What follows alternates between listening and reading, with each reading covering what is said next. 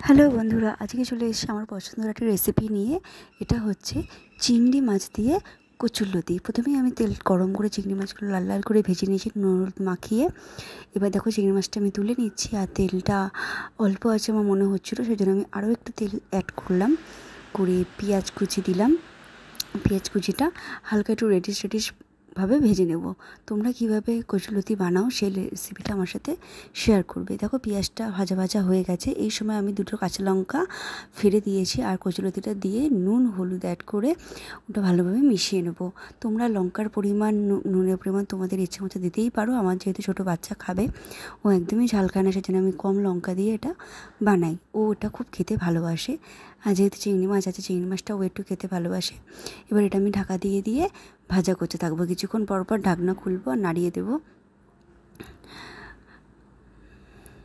আবার চাপা দিয়ে আবার এটা হতে দেবো।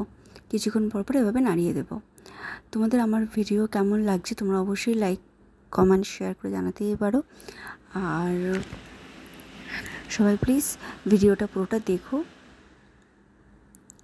আর তোমাদের কার কার কচুরলতি পছন্দ জানো। দেখো ওটা ভাজা ভাজা হয়ে গেছে, এবার আমি চিংড়ি মাছটা অ্যাড করলাম। এটা দেখো কড়াই থেকে তেল ছেড়ে দিয়েছে, আর ওটা খুব লাল লাল করে ভাজা হয়ে গেছে।